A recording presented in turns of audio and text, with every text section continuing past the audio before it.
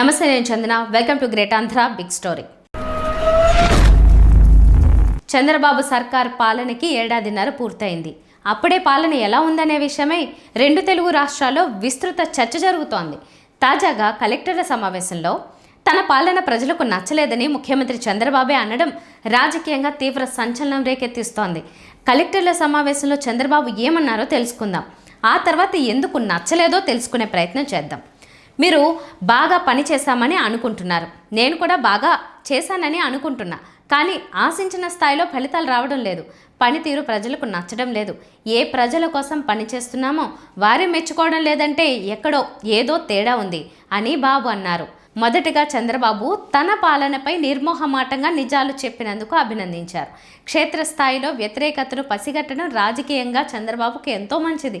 లోపాలని సరిదిద్దుకోవడానికి పనికొస్తుంది. అయితే ఇంత తక్కువ పాలనా సమయంలో ప్రభుత్వంపై వ్యతిరేకత రావడానికి ఎన్నో కారణాలున్నాయి.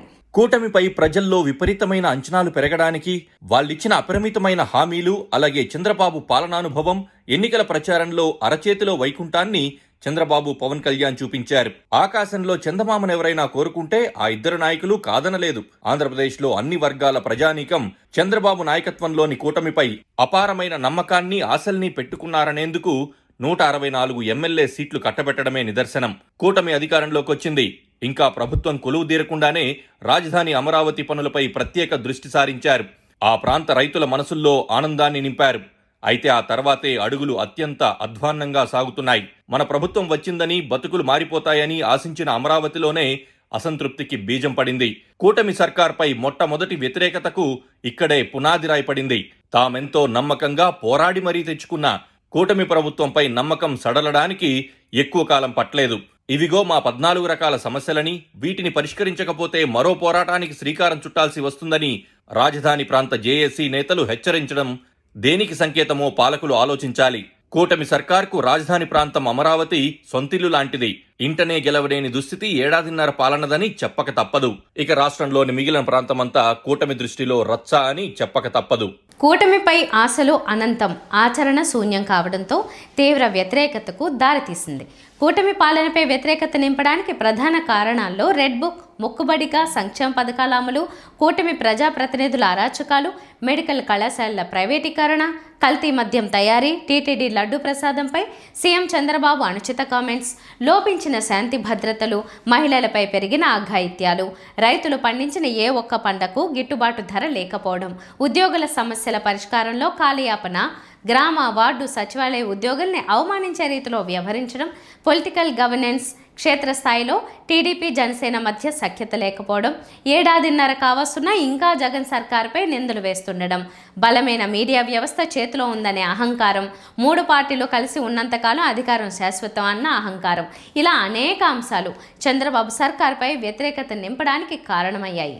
యువగలం పాదయాత్రలో రెడ్ బుక్ రాస్తున్నట్లు యువ నాయకుడు నారా లోకేష్ తెలిపారు. తమ వాళ్లను వేధిస్తున్న అధికారులు, వైసీపీ నాయకుల పేర్లను రాసుకుంటున్నట్లు చెప్పారు.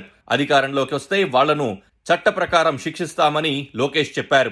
సార్వత్రిక ఎన్నికల్లో గెలవడంతో రెడ్ బుక్ కు ప్రజామోదం ఉందని లోకేష్ నమ్ముతున్నారు. రెడ్ బుక్ కు టీడీపీ శ్రేణుల ఆమోదం మాత్రమే ఉంది. ప్రజలెప్పుడూ వేధింపుల్ని, కక్షపూరిత విధానాన్ని కోరుకోరు, ఆమోదించరు. రెడ్ బుక్ తో ప్రత్యర్థుల్ని భయకంపుతుల్ని చేయొచ్చని లోకేష్ నమ్మారు. వైసీపీ హయాంలో తప్పు చేసిన వాళ్లని శిక్షించడాన్ని ఎవరూ తప్పుబట్టరు. కానీ అధికారాన్ని కేవలం ప్రత్యర్థులపై కేసులు పెట్టి జైళ్లకు పంపడానికే వాడుతున్నారన్న చెడ్డ పేరు వచ్చింది. గదిలో పిల్లిని బంధించి చితక్కొడితే అది పులి అవుతుందని అంటారు.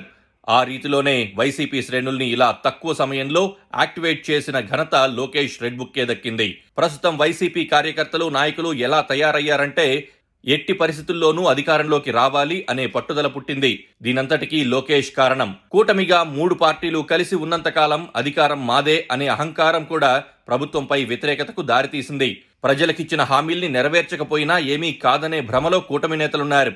ఎందుకంటే 3 పార్టీలు కలిసి ఎన్నికలకు వెళితే వైసీపీ ఎదుర్కోలేదనే అతి విశ్వాసం కూడా రాజకీయంగా నష్టం తీసుకొస్తోంది. రాజకీయంగా ఇష్టాయిష్టాలన్నీ కూడా ప్రయోజనాలు నెరవేరేంత వరకే. కూటమి ప్రభుత్వంలో ఏ పనులు కావడం లేదన్న అసంతృప్తి 3 పార్టీల నాయకులు, కార్యకర్తల్లో తీవ్రంగా ఉంది. అందుకే కూటమి పాలన చివరికి ఆ 3 పార్టీల కార్యకర్తలు, నాయకులకు నచ్చలేదన్నది నిష్ఠూర సత్యం. బలమైన మీడియా వ్యవస్థ ఉండడం కూడా కూటమికి నష్టమే. సోషల్ మీడియా రానంత వరకు చంద్రబాబు నాయుడు ప్రధాన మీడియా సంస్థల్ని గుప్పెట్లో పెట్టుకుని ప్రత్యర్థుల్ని దెబ్బతీయడం గురించి కథలుగా చెప్తుంటారు. అయితే టీడీపీ మీడియాకు ప్రత్యామ్నాయంగా సోషల్ మీడియా శక్తివంతమైన పాత్రని పోషిస్తోంది. చంద్రబాబు పాలనలోని లోపాలను ఎప్పటికప్పుడు ప్రజలకు చెప్పడంలో సోషల్ మీడియా ముందు వరుసలో ఉంది. 2 తెలుగు రాష్ట్రాల్లో టీడీపీ మీడియా చేష్టలు నచ్చని వాళ్లే ఎక్కువ. ఎల్లో మీడియా విపరీత పోకడలకు వ్యతిరేకంగా సోషల్ మీడియాలో అనేక మంది స్వచ్ఛందంగా తమదైన సృజనాత్మక రీతిలో ప్రభుత్వానికి వ్యతిరేకంగా గళం వినిపిస్తున్నారు. ఇంతకాలం చంద్రబాబు నమ్ముకున్న మీడియాకు కాలం చెల్లుతున్న సంకేతాలు స్పష్టంగా వెలువడుతున్నాయి. సోషల్ మీడియా ఫైర్ ముందు టీడీపీ మీడియా క్రమంగా మసకబారుతోంది. ఎల్లో మీడియాపై వ్యతిరేకత చంద్రబాబుకు సోషల్ మీడియాలో బలమైన శత్రువుల్ని తయారు చేసింది. ఇప్పుడు ఈ మీడియానే చంద్రబాబు సర్కార్ పాలిట ప్రధాన ప్రతిపక్షమైంది. ఇక సంక్షేమ పథకాల గురించి మాట్లాడుకుందాం. సూపర్ 6 అంటూ ఊరూరా చంద్రబాబు, పవన్ కళ్యాణ్ ప్రచారం చేశారు. యువతకు 20 లక్షల ఉపాధి అవకాశాలు లేదా నెలకు 3,000 నిరుద్యోగ భృతి హామీ ఏమైందో ఎవరికీ తెలియదు. అసలు ఆ ఊసే ఎత్తడం లేదు. మెగా డిఎస్సి హామీ వరకు నిలబెట్టుకున్నారు. కానీ గత వైసీపీ ప్రభుత్వంలో నోటిఫికేషన్ ఇచ్చిన 6,000కు పైబడిన పోస్టులు అందులో ఉండడం గమనార్హం. తల్లికి వందనం పథకాన్ని ఏడాది తర్వాత ప్రారంభించారు. ఇందులో కేంద్ర ప్రభుత్వ విద్యా సంస్థల్లో చదువుతున్న విద్యార్థుల్ని అనర్హులుగా చేయడం గమనార్హం. ఏడాది తర్వాత ప్రారంభించిన కొంచెం వ్యతిరేకతను తగ్గించుకోగలిగారు. అయితే ప్రతి విద్యార్థికి ఇచ్చే సొమ్ములో 2,000 రూపాయలు కోత విధించారు. ఆడబిడ్డలకు ప్రతి నెల 1,500 రూపాయలు, అలాగే 50 ఏళ్లు నిండిన బీసీలకు పింఛన్ తదితర హామీలన్నీ అటకెక్కాయి. ప్రతి ఇంటికి ఉచితంగా ఏడాదికి 3 సిలిండర్లు అనే హామీ అమలు కూడా చంద్రబాబు సర్కార్కే చెల్లింది. మొదటి ఏడాదిలో కేవలం 1 సిలిండర్తో సరిపెట్టారు. మరీ ముఖ్యంగా లక్షలాది మందిని అనర్హులుగా చేసి తూతూ మంత్రంగా అమలు చేస్తున్నారనే విమర్శలున్నాయి. అన్నదాత సుఖీభవ కింద ఏడాదికి 20,000 రూపాయలు ఇస్తామని చంద్రబాబు గొప్పగా చెప్పారు. కానీ కూటమి అధికారంలోకి వచ్చిన తర్వాత ఏడాది పాటు రైతుల్ని పట్టించుకున్న పాపాన పోలేదు. నిజానికి కేంద్ర ప్రభుత్వం ఇచ్చే 6,000 రూపాయలతో సంబంధం లేకుండానే 20,000 రూపాయలు ఇస్తామని రైతుల్ని చంద్రబాబు నమ్మబలికారు. కానీ అధికారంలోకి వచ్చిన తర్వాత ఏడాది సొమ్మును ఎగ్గొట్టడం, రెండో ఏడాదిలో 3వ విడత సొమ్ము పెండింగ్లో ఉంది. గతంలో ఎప్పుడూ లేని విధంగా కూటమి పాలనపై రైతులు తీవ్ర ఆగ్రహంగా ఉన్నారు. అరటి, పొగాకు, చీని, దానిమ్మ, టొమాటో, మామిడి, వడ్లు, ఎండుమిరప తదితర పంటలకు కనీస గిట్టుబాటు ధరలు లేవు. దీంతో రైతులు ప్రభుత్వంపై మండిపడుతున్నారు. అంతేకాకుండా పంటల సాగుకు కనీసం బస్తా యూరియా కూడా అందించలేక వారి ఆగ్రహానికి గురి కావాల్సి వచ్చింది. రైతుల ఆగ్రహానికి గురయ్యే ఏ ప్రభుత్వం మనుగడ సాగించలేదని గుర్తుంచుకోవాలి. గత ప్రభుత్వంపై ఉద్యోగులు కక్ష కట్టుకుని వ్యతిరేకంగా పనిచేసి ఓడించారు. కూటమిపై ఎన్నెన్నో ఆశలు. కానీ అధికారంలోకి వచ్చి ఏడాదిన్నర అవుతున్నా పీఆర్సీ కమిషన్ వేయకపోవడం, ఉద్యోగులకు సంబంధించి పెండింగ్ బకాయిలు, ఇతరత్రా సమస్యలన్నీ ఎక్కడ వేసిన గొంగలి అక్కడే అన్న చందంగా తయారయ్యాయి. సర్వీస్లో ఉన్న ఉపాధ్యాయులు టెట్ రాయాల్సి రావడం మరో అదనపు భారంగా మారింది. ఈ విషయమై న్యాయ పోరాటం చేస్తామని మంత్రి నారా లోకేష్ మభ్యపెట్టే మాటలకే పరిమితమయ్యారు.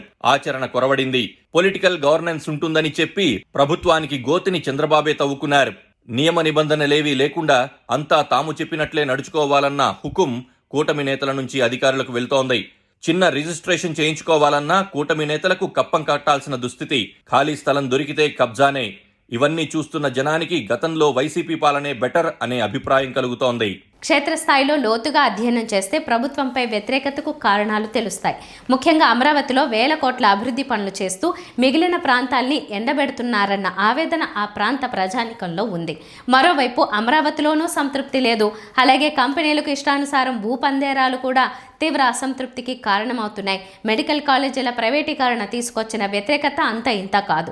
ప్రభుత్వం మొండిగా ముందుకెళ్లకుండా ప్రజల కోణంలో ఆలోచిస్తే తప్పులు దిద్దుకోవచ్చు. అలా కాకుండా తాము అనుకున్నవి చేసుకోవడానికి ప్రజల గొంతును నులిమేయాలని అనుకుంటే చివరికి అదే బలి పెడుతుందని పాలకులు గుర్తుంచుకోవాలి. ఇది వాటి బిగ్ స్టోరీ. మరిన్ని టాపిక్స్తో కలుద్దాం. నమస్తే.